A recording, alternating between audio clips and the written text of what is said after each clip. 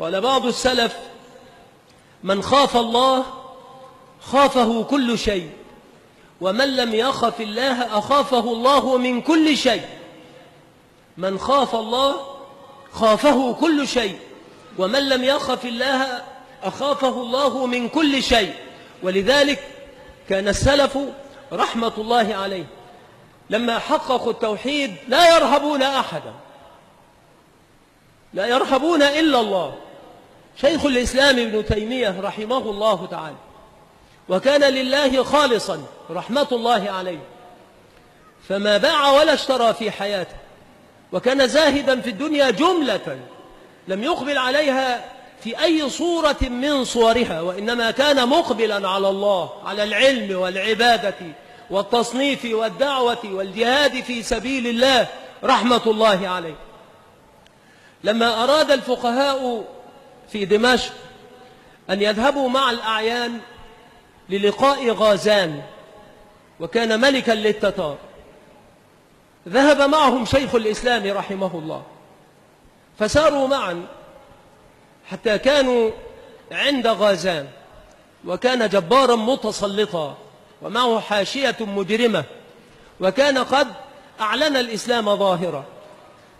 فلما رأى الشيخ رحمه الله قادما من بعيد قال لمن حوله: من هذا الشيخ؟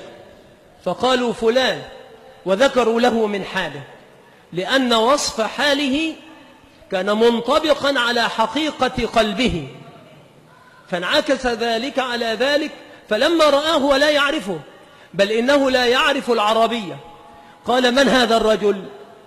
في وسط هؤلاء جملة قالوا: هو فلان، وذكروا من حاله. فلما وقفوا بين يديه أقبل شيخ الإسلام عليه واعظا ومبكتا، قال: إن جدك كان كافرا، وأنت ادعيت الإسلام، ومع ذلك تفعل ما لم يفعله جدك وكان كافرا. وأخذ يعظه بكلام شديد. فلما فرغ من موعظته قال له غازان عن طريق الترجمان: ادعو لي.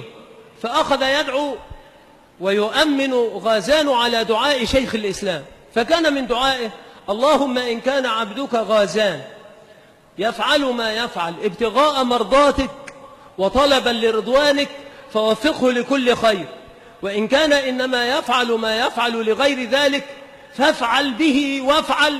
فكان يدعو عليه وهو يؤمن على دعائه.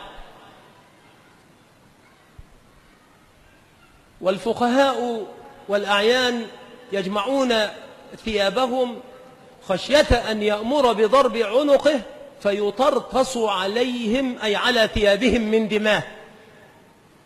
فلما فرغ من الدعاء وانصرفوا قالوا: والله لا نمضي معك في طريق. فقال: ما بدا لكم؟ ومضى هو في طريقه إلى دمشق، فما دخل دمشق إلا في موكب عظيم، واجتمع عليه جملة عظيمة من الخلق. وأما الفقهاء ومن كان معهم ممن خافوا غازان أكثر من خوف الرحيم الرحمن، فإن هؤلاء لما كانوا في بعض الطريق طلع عليهم اللصوص فشلحوهم، هكذا النص، فشلحوهم وأخذوا ما كان معهم، فما دخلوا دمشق إلا شبه عراه. وأما شيخ الإسلام فدخل في موكب ولا كمواكب الملوك. فإذا خاف الإنسان ربه تبارك وتعالى أخاف الله منه كل شيء، وأما إذا لم يخف الله تبارك وتعالى أخافه الله من كل شيء، حتى من ظله.